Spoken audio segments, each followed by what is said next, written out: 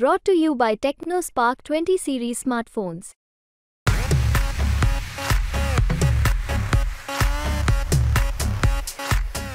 मतदान एवढ्यासाठी केलं, या देशाच्या स्वातंत्र्यासाठी 1857 ते 1947 90 वर्ष ज्यांनी बलिदान केलं, फासावर गेले, जेल भोगलं, त्यांची आठवण ठेवायची आणि आठवण ठेवून हा देश पुढे जे चालवायचा आहे तो चारित्र्यशील लोकांच्या हातात द्यायचा, ज्याचा आचार शुद्ध आहेत, ज्याचे विचार शुद्ध आहेत, ज्यांचं जीवन निष्कलंक आहे, जीवनात त्याग आहे, अपमान गिळायची शक्ती आहे, अशा लोकांच्या हातात हा देश जर दिला तर देशाला उज्ज्वल भविष्य आहे, अन्यथा उज्ज्वल भविष्य नाही.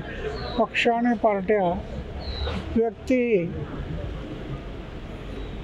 देश काढून टाका. फक्त समाज आणि देश याचा विचार करा.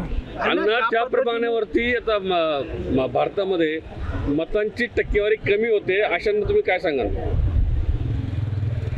त्याचं कारण आहे पक्ष आणि पार्ट्यांचं अतिक्रमण होत चाललं आणि नको त्या लोकांच्या पाठीमागे धावायला लागले. काही काही ठिकाणी तर मला ऐकायला मिळते पैसे घेऊन मतदान करतो, पैसे घेऊन. अरे मताची किंमत करायला लागला तर या देशाचं काय होणार? म्हणून मताची किंमत होत नसते. मत हे कधीही किंमत करू शकत नाही त्या मताची, एवढं उंच आहे. एक मत हा देश बदलू शकतो, एक मत हा देश बदलू शकतो, एवढ्या मताची किंमत आहे.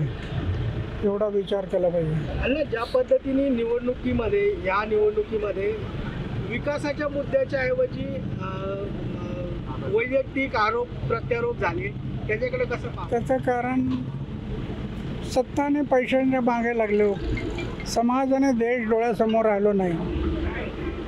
सत्ता पैसा, सत्ता पैसा, सत्ता पैसा, त्याच्यामुळं हे घोटाळे झाले.